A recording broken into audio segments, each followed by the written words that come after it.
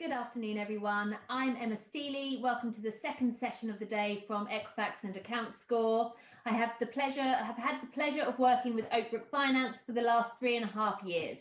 They were certainly early adopters when it came to bank transaction data analytics, and I'm thrilled to have the CEO of Oakbrook Finance, Luke Enoch, join us today. Hi, Luke. I've known Luke for the last 2 years, and I knew that he was an advocate of the power of open banking data and how it can provide improved lending decisions. When he joined Oakbrook as a CEO, he embraced the opportunity to accelerate the use of open banking data analytics over the course of this year as the world of lending fundamentally shifted during the pandemic. So without further ado, I'll hand over to Luke, who is going to share with you the incredible insights that Oakbrook have as they accelerate digital transformation with open banking. So Luke, it's over to you. All right, thanks Emma. Thanks for the warm welcome and good afternoon, everyone.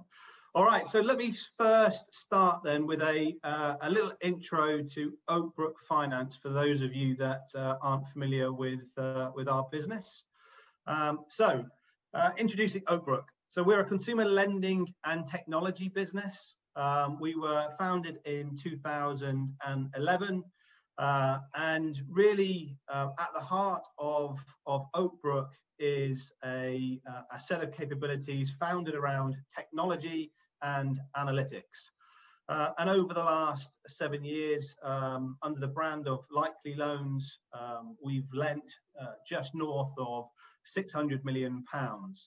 We're about 140 people, prior to lockdown, located in Nottingham, currently dispersed across the country. But it's a business that's been around for a number of years, but at its very core is technology and analytics. So today I was asked to come and talk a little bit around our journey in open banking. And as Emma said, I'm a huge advocate of open banking. So let me share a little bit around how we see and how I see open banking being a critical part of the vision for Oakbrook. And so I've broken this out into a number of items, and I'll just share a few of those with you. So first and foremost, I see open banking as an integral part of how we do lending. So that's across scorecards and strategy rules. And I see open banking forming an integral part of how we build out multivariate journeys. So journeys that are personalized, journeys that isn't a one size fits all. And that requires a certain level of technology capability to achieve that. Top right, open banking being an integral part of affordability assessments. And that's probably where most of you listening are thinking about open banking playing an active role. Yeah, absolutely it does. But I see it doing more than just that as well. Then we've talked about open banking being an integral part of affordability, but not just at point of lending. I see it as something that we should be doing on an ongoing basis, and ongoing consents with open banking allow you to do that, which then obviously leads you into the opportunity to be able to intervene early in a customer's journey with you. And avoid those situations where customers do fall into arrears. So early interventions is a key part and component of this. And then latterly at the bottom, open banking being a key component of someone's credit score. I think a lot of companies have relied on credit bureaus to provide credit scores, whereas in reality, most companies base their decisions not on a bureau score, but based on their own proprietary scores. We're no different. The only addition I would say is that we would see open banking be an integral part of that score as well. And then finally, I&E solutions. So clearly, when customers do fall into financial difficulty, it's really important that we understand their circumstances and we get right to the bottom of their current financial situation. Open banking can play a key part of that. It's nuanced, it's slightly different from affordability assessments at the front end. The level of detail that you go into is far greater in I&E, but open banking can play a critical part of that process. And so look, they're the 6 elements that we talk about within Oakbrook. clearly that's a view of the future. I thought I would now share a little bit of where we are today. We started open banking, as Emma said, nearly three years ago, and where we started was really in a process of a value exchange with customers who would apply with us, and under normal circumstances we would decline. Customers were offered a second chance to apply with us by granting access to open banking.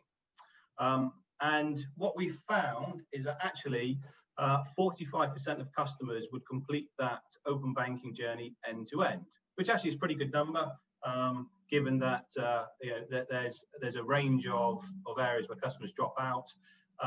In the main, 9 out of 10 customers actually wanted to start the journey, so a very high take-up rate. There were a number of reasons why customers would fall out. That could be due to historically, not having access to passwords, etc., for their online banking. That's been made easier now with the passport through to your app banking. And some of the banks still don't provide an API in this space. But end to end, we get about 45% of customers who complete that part of the journey end to end. And what we then found was we would get about a 40% approval rate, and excitingly, a 25% improvement in our loss rates. So as a second chance process, open banking was a clear success for us. However, this is something I inherited when I joined the company. This is work that the company had already started, and it was a good starting point.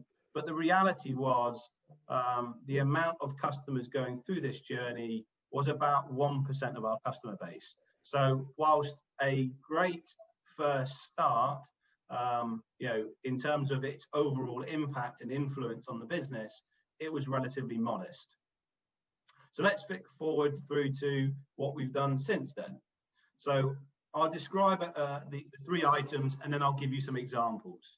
So first and foremost, personalized affordability assessments. So we absolutely do take bank transactions, and that enables us to accurately assess someone's income and personalize their expenditure information, which is far more accurate and tailored to the individual than perhaps using credit bureau or Office of National Statistics or just the application form questions.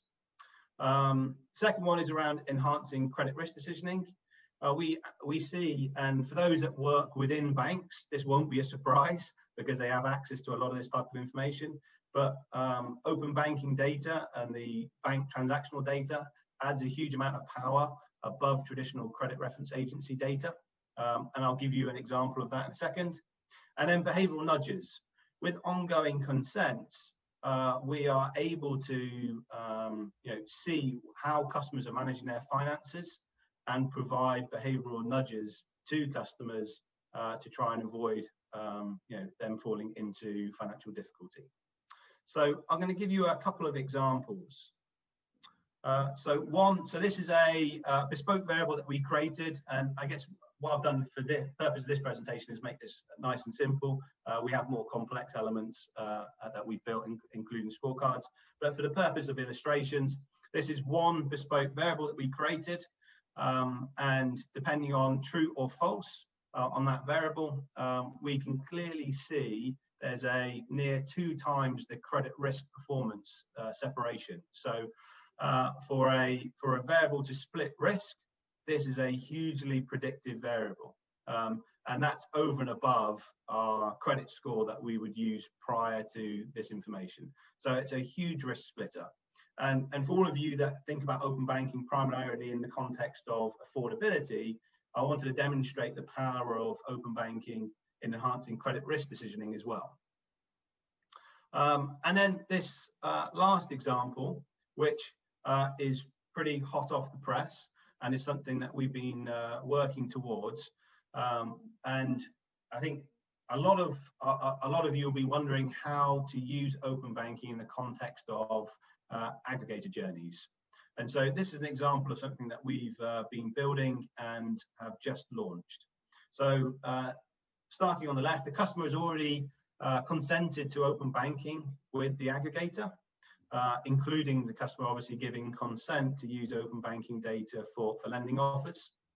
The customer uses the aggregator then to search for lending offers at their leisure. That information, so their application information, the bureau information, and the open banking information is passed to us, and we would then, within the parameters of returning a response to the bureau, return that with a personalized pre-approved decision. So we do all of the orchestration, all within circa 5 seconds to provide that offer. I think this is the first time anyone in the UK has been able to combine open banking data with bureau data, with application data, all in a seamless journey, all returned to an aggregator within 5 seconds. So there's an example of some of the progress that we're making on the customer journeys. And as that consent level increases with aggregators, the more prevalent this journey will be, the more personalized, the more accurate the decision will be. And that's, I think, where everyone wants to get to. So a great example of, or 2 examples of some of the progress that we have made. So look, I'm going to pause there, and hopefully that gives you a bit of a whistle-stop tour of our ambition with open banking, where we've come from, what we've achieved so far, and where we want to go. That's amazing. Thanks so much, Luke. For me, like what you've just shown truly demonstrates that open banking is not just like a one-trick pony, like you say, with affordability. It's a critical tool for lenders that really gives that 360 view of the customer, and I think as regulation continues to say to firms, do better, do better with your affordability, do better on creditworthiness, forbearance. For me, open banking is that how that shows you how to actually, how you can actually do better with that. And for me, it's clearly defined that open banking data analytics can really drive that decisioning. So, you've spoken in depth today about the benefits that you're seeing as an organisation from the analytics on the open banking data. So just to fire some questions your way on it now, Luke, what I'd really like to understand is also what challenges you've experienced and how you have or are continuing to overcome them. Yeah, so I'd probably describe a couple. So one is the take-up rate with customers. Clearly, there's a dropout with asking customers to provide consent to go through the open banking journey. But we've found that we can make significant improvements in the way in which we describe what open banking is, give reassurance about the security element of open banking, and make that journey much easier. So that there is no silver bullet to that. It is some hard yards, but you can absolutely make a big difference in your consent rate by putting in some effort around the customer journey. And then the second one is around the data side of it all. It is an awful lot of data. And if you literally just turn on open banking and flood yourself with that data, there's an awful lot of responsibility having collected it to do something with it. So one of the things that we did to overcome that was to create multivariate journeys, which then we could control how much volume we would put down open banking. And then within putting down a contained amount of applications through open banking, then allowed us to go through an iterative loop of sending it all to manual underwriters. So this was a pretty tough journey, an expensive journey, but you put it through manual underwriters, and you literally sit your decision scientists and your credit risk folk with the manual underwriters who convert what the manual underwriter is looking at into algorithmic solutions. And it does take lots of iterations. And a good example would be income. You'd think income would be relatively simple to get to the bottom of. And actually Yeah, it's not at all. We found that we ended up creating for one individual, their income we would create roughly about 190 times, and there was all sorts of algorithms to patterns to look for to try and give us the very best view of what their latest income is going to be, with the evidence that supports that.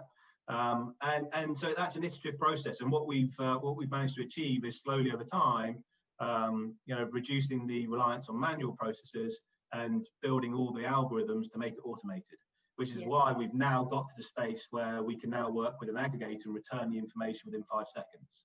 Yeah, which is massively impressive. And I think on that, actually, yeah, I mean, if I put sort of my old sort of lending head back on in terms of, where we've spoken to clients, and, the fact is, yes, the regulator wants people to use open banking data, but they haven't seen this data before. So you have to get used to using it. One of the things we've actually done, I mean, and you guys didn't actually benefit from this because you've been doing it for so long, but actually in the last, a couple of months, we've actually now put together like a transaction data kind of analytics pack that is kind of anonymized. So it's actually starting to give almost like a retro to lenders that haven't been using the data before, so that they can actually start to get a view ahead of collecting the data. But obviously it's been a lot of work on our side being able to get to that point as well. But yes, it's very much a case of, I think you have to start collecting that really getting into that data and getting that insight on it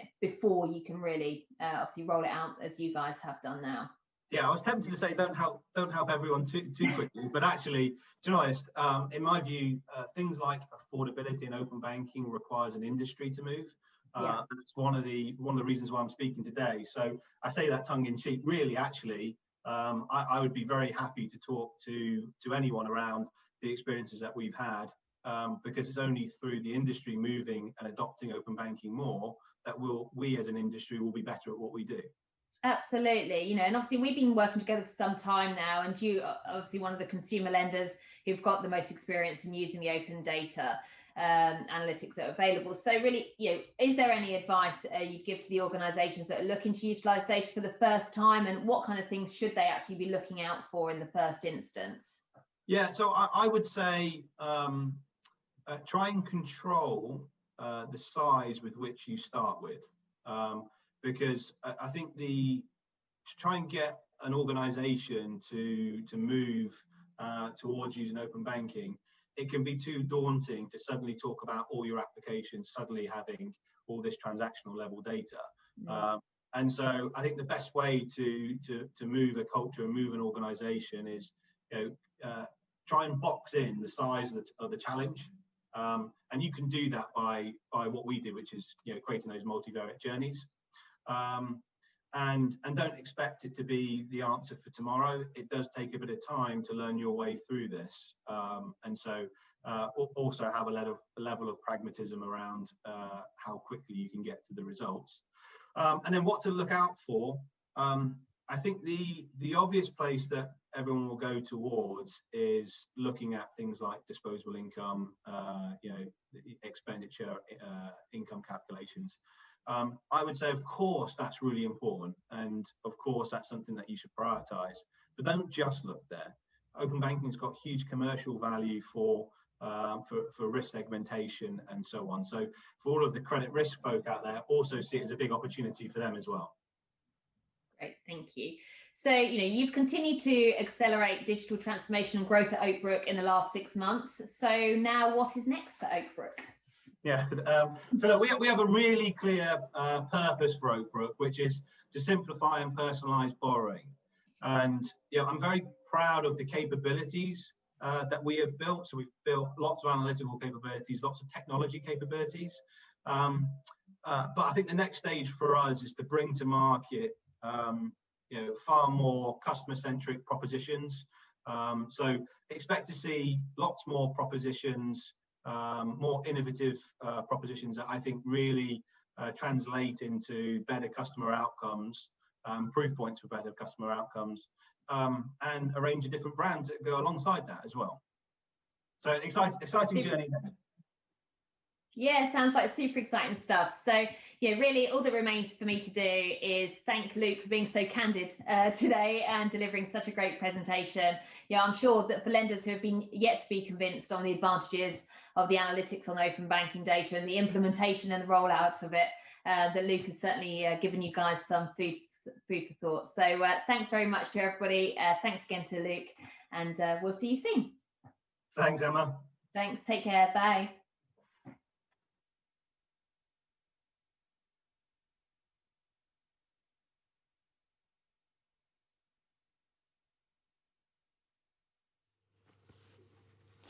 Luke and Emma, thank you very much indeed. We're going to give you a poll now. So the question is as follows, and I'm going to put my glasses on for this one because we're going to be running this just as I'm cross-examining Emma. Which of the following factors are the most important to you before starting an open banking implementation program? Which of the following factors are most important to you before starting an open banking implementation program? Either the ability to combine traditional open banking data sets, accuracy of data categorization, automation of the process via API integration, or overcoming compliance and security risks, or simplicity of the customer journey for your customers. So please answer that poll for us while I talk to Emma a little bit. Emma, one thing that confuses me as a banking customer is if you had access to, for example, one of somebody's accounts, that wouldn't give you a 360 picture, would it? Because people have more than one account quite often. So how do you get around that problem? Yes, absolutely. So what we tend to find is the majority of our clients will absolutely ask for the bank account where the salary is being paid into, because as long as you can see the salary being paid in, you can see also transfers going to other accounts. But actually, because we have our partnership with Equifax, we're also able to look at some of the bureau information that's available there as well. So, for example, we would see if it is the customer's primary bank account that's been shared, and also we can understand if it's a joint bank account as well. So we get that information from the bureau, and then we're able to apply that in the solution as well. But it very much tends to be, as long as you have the salary account and you can see money being transferred out, and you've got the categorization done properly on the expenditure side, you can absolutely then see if another account is needed to be added or not. Okay, so I'm going to come back to this poll now, and I was asking which are the following factors are most important to you before starting an open banking implementation program. And the answers we're getting is that 31% of people say accuracy of data categorization. That makes total sense to me. And also simplicity of the customer journey for your customers. What thoughts do you have on that response, Emma? Yes, I'm delighted that people chose accuracy of the categorization of the data, because yes, I mean, it's been something, it has certainly been a journey with open banking in terms of when it first came into play at the beginning of 2018. I think a lot of organizations felt, we'll just get the raw data and we'll do everything ourselves.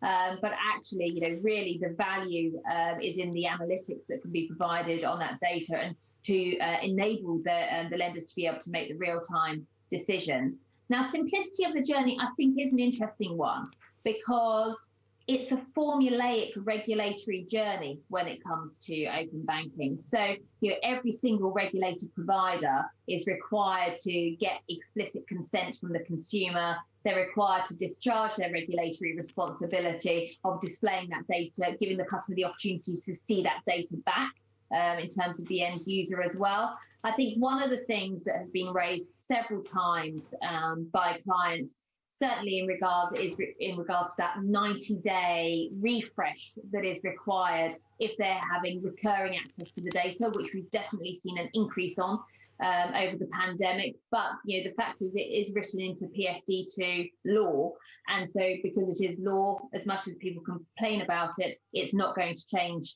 anytime soon. So it really is about having as much flexibility in and around the language that can be presented to the consumer to make it as easy as possible for them to understand what they need to do. Yeah. Also, we've talked a lot about open banking in the context of customers, like retail customers. But what about commercial lending? Have we talked enough about that? Oh, well, yeah, you can never talk about commercial lending enough, actually. I think it's, for us, it's very much where we see the start of open finance and not just open banking. So there are other APIs that are available, so for us, we access companies' house data, Equifax Business Insights data, open accounting data as well via our partner Validus. And so, when it comes to SME commercial lending, there is so much manual underwriting that goes on that actually combining all of these APIs into one easy to manage place has been something that's been really critical for us to do. And I mean, as part of AccountScore, it's one of our sort of strategic pillars where we really focus in on the SME lending. And, with the CBILS and Bounce Back, we actually, about 70% of the providers are client of CBILS and Bounce Back loans are clients of ours. Because they've had no choice but to move to this sort of digital solution, certainly over the last 6 months. Yes, I can imagine. Equifax and AccountScore, of course, have been doing a lot of work with other organisations to try to get them on board. But what are the selling points? For those who might be wavering, how do you convince them? Yeah, I think there's been, initially there was hesitancy in terms of, well, we don't want to invest in doing a big sort of API project where this is data that we've never actually seen before, and we need to get familiar with it. So, very quickly we kind of reacted to that back in 2018 and created sort of a very simple turnkey solution. Very clunky in terms of user experience, but actually enabled the lenders to actually start using that data and starting to understand that data, and that consumers would share it. So I think we've overcome that task. For me, open banking came out of MVP probably in about July of last year, when the app-to-app redirection came into force. And really, I think the regulator is also not neutral on open banking. It's never been more critical to really understand a customer's income, customers and a customer's affordability, and the open banking is the way to actually see that in real time. And then I think it is very much about that level of analytics with the combination of the tech that can absolutely create uplift, as we heard, Luke say, the uplift that it's created for their organisation. Yeah, and I think we were hearing earlier also how the current environment means that, the turbulence means that this is a particularly useful tool now. Would you agree with that? Oh God, yeah, never more so. It has been, the vital time to be able to also understand, lenders understandably pulled right back when the pandemic first hit in terms of, what they were putting out on the street. But as they have started to get, learn to live with the pandemic and lend through it, open banking has definitely come to the forefront in terms of being able to understand not all customers are struggling during this period. A lot of consumers have carried on working. We're examples of that, people that have carried on working, just working from home. And so where the lenders should also be looking at the customer, say, yes, you absolutely should be looking at this customer. This customer is a key worker. So as well as having sort of, the flags on and around for if a customer has been furloughed, a consumer's been furloughed, you're also seeing the positive flags as well, where the lenders are able to lend to the customers that need the credit they deserve. And just to check that I've understood this properly, in an environment where it's difficult to engage face to face, does the increase of automation that this allows help, particularly in that context? Yes. Yes, because you've got the open banking journey now. It's a relatively straightforward sign up as a consumer. So a lender is able to display to the customer. The quickest way to do this journey is via our open banking partner. And then whoever they utilise, it's there to be able to say, right, the customer needs to consent. And then it is very much a thumbprint, facial recognition through on their mobile phone to be able to explicitly share that data. And then once that data comes out, if the lender is using the using APIs of their provider, then they're very simply able to make a decision there in real time, which is what Oakbrook do. For other lenders that still manually underwrite, and there is a lot of organisations that still manually underwrite, the key there has been about delivering a dashboard into the underwriters that they can easily use and understand in order to be able to make a decision instead of having reams of paperwork to actually look through. I suppose the concern would be from an economic point of view that you want to see activity ongoing in order to support this switch, right? So if we saw difficult economic conditions next year, that wouldn't be helpful.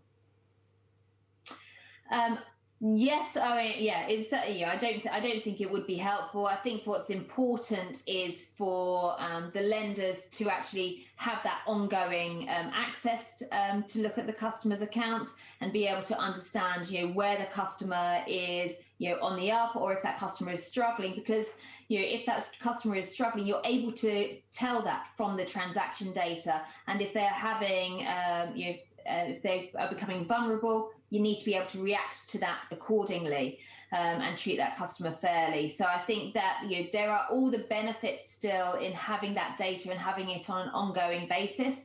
But yeah, it's very much about if the economy continues to slow down, then okay, how do the lenders actually address that? And they can actually address the vulnerability piece by using open banking as well. Emma Steeley, Chief Executive of AccountScore, thank you very much indeed for joining us. I think you've given us a very comprehensive roundup there. You've mentioned vulnerable customers. That's what we're coming to next, and Mags is going to be hosting that session. Do stay with us.